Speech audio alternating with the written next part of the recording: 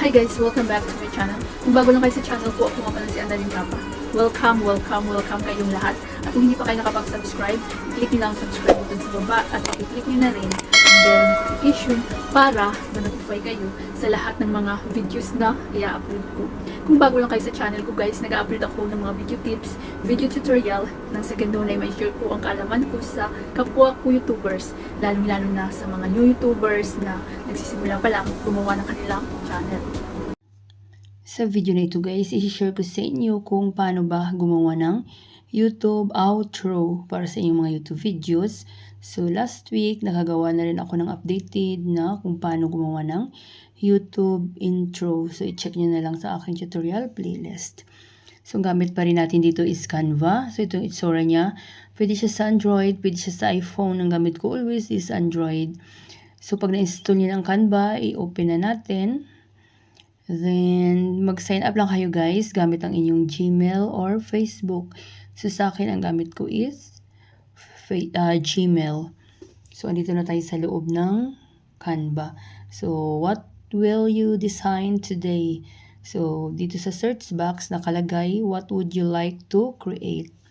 So, tapusin yung video na ito guys. I-share ko na rin sa inyo kung paano ito lagyan ng music at kung paano ito i-add sa inyong mga YouTube videos. So, mag-search tayo dito ng ating topic kung ano yung gusto nyong topic today. So, mag-focus tayo sa YouTube outro. So, i-search lang natin YouTube outro. And then is go.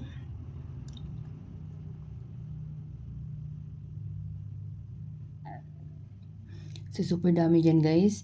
So, kagandahan dito sa Canva dahil pwede natin siyang i-edit ng sarili nating photos or kung gusto niyo lagyan ng text. So, pwede. So, pipili tayo dito ng ihalimbawa ko sa inyo.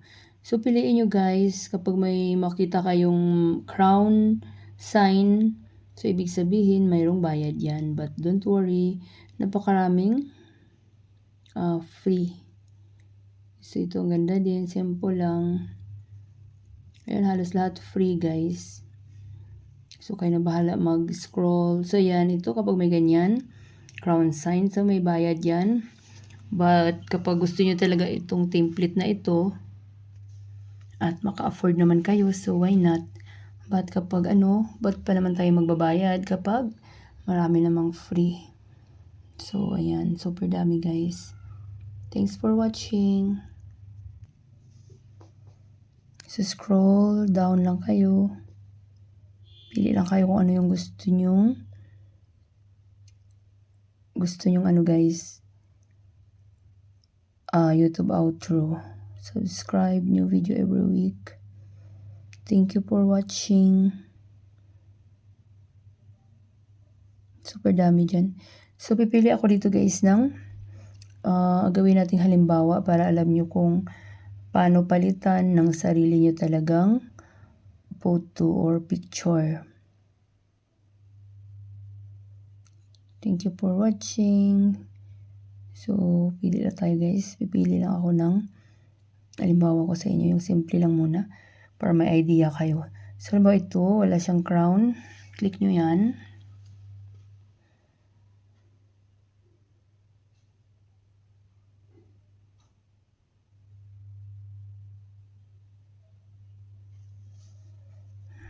Then, so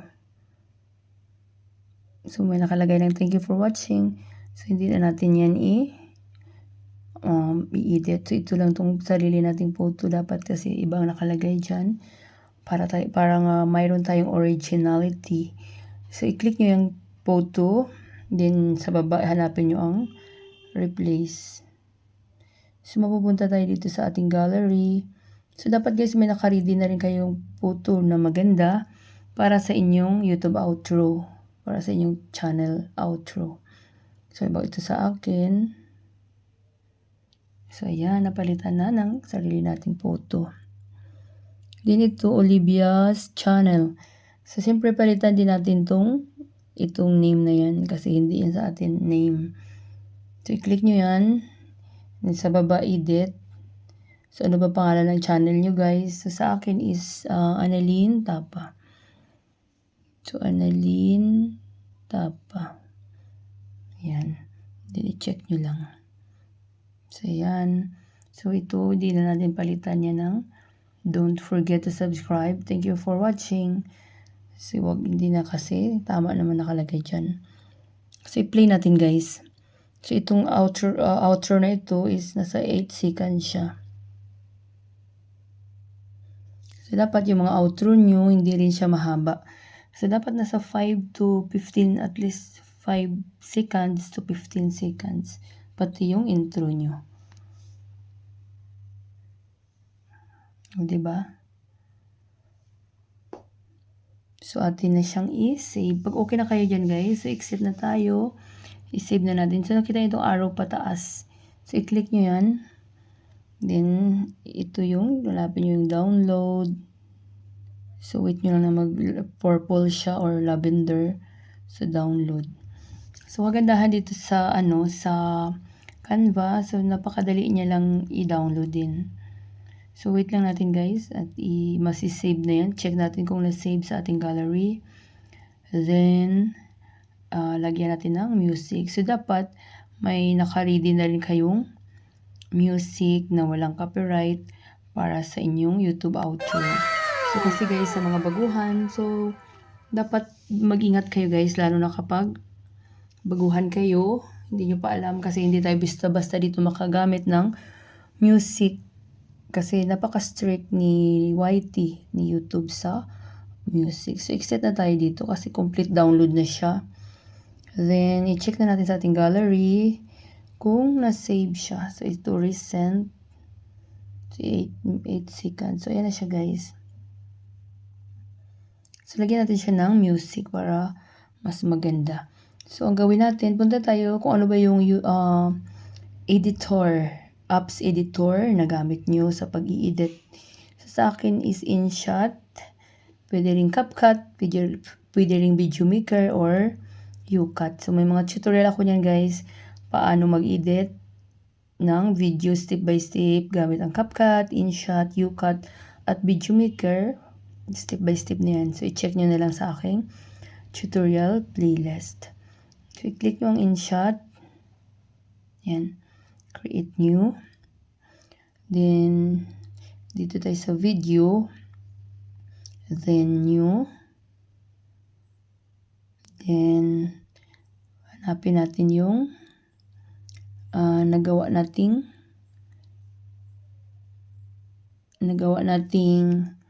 outro. So, hanapin lang natin, guys. So, ito siya. So, dito na tayo sa loob ng InShot.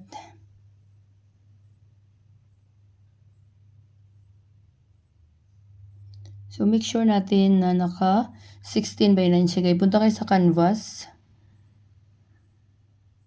Ayan, pinakauna. Make sure naka 16 by 9. Kapag 9 by 16, so dapat palitan nyo ng 16 by 9 kasi pang YouTube to. Pang YouTube videos. Then, punta tayo sa audio. Then, music. So, mag-ano lang ako dito, guys, ng halimbawa ko na walang copyright. May mga na-download akong music na walang copyright. So, may tutorial din ako, guys, kung saan kukuha ng music na walang copyright. Pang YouTube videos lang siya. So, halimbawa ito. I-click nyo lang tong plus.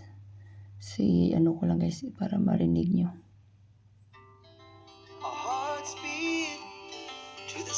O, diba? May music na yung ating outro.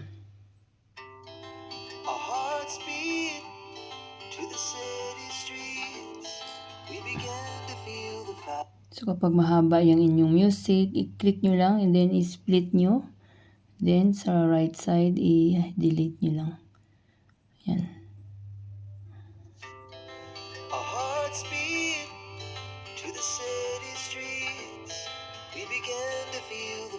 So, pag okay na kayo, i-export na natin, guys. Click nyo export. Then, wala lang kayong gagalawin dyan. Export. So, masisave na yan sa ating gallery. Kapag na-save na yan, then si-share ko sa inyo kung paano naman ito i-add sa inyong mga YouTube videos para kompleto na yung ating tutorial. Kasi may mga nagtatanong din sa akin kung paano ba mag-add ng YouTube intro or YouTube outro bago i-upload yung inyong mga video. So, yan.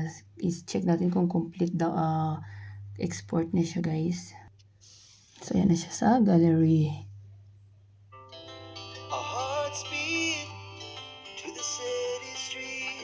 So, don't forget to subscribe. Thank you for watching.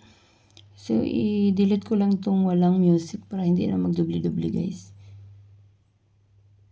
Then, balik tayo ulit sa InShot, yung ating editor. So, halimbawa dito tayo mag-edit ng video natin. So, pwede pala to siya, guys, sa Android. Pwede siya sa iPhone. Itong InShot. So, ang gamit ko always is Android. Then, video. Then, new. So, maghanap lang ako dito ng video. Halimbawa, nalagyan ko ng outro.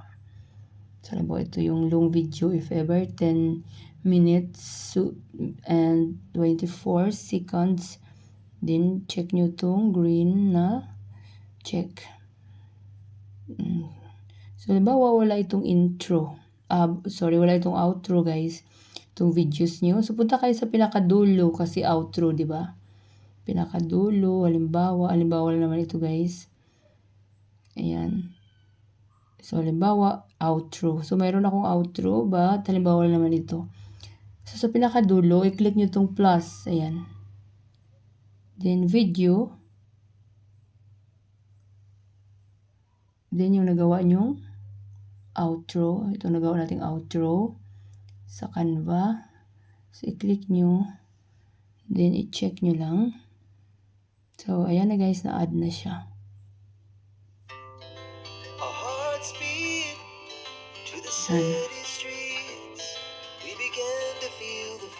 So, napakadali lang, guys, diba? Gumawa ng YouTube outro sa Canva.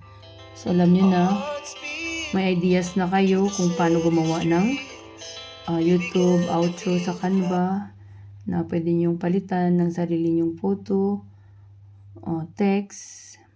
So, napakadali lang. So, dapat mag-ready na kayo ng magandang pictures sa inyong mobile at music na walang copyright para sa inyong YouTube outro. So, napakadali lang, guys. Yan. So, pag guys, mayroon kayong mga question or any request about editing, suggestion, so huwag kayong mahiya mag-iwan ng comment, any videos ko at mababasa ko yan. Sana guys, may natutunan kayo sa video tutorial ko na ito at maraming salamat sa panunood. Kung mayroon kayong mga question, suggestion, and request, just leave a comment down below. At huwag niyong kalimutan mag-like, share, comment, at kung hindi pa kayo nakapag-subscribe, i-click niyo lang subscribe button sa baba at pakiclick niyo na rin ang bell notification para ma-notify kayo sa lahat ng mga videos na i-upload ko. Always be happy guys, be positive, avoid nega. See you next time!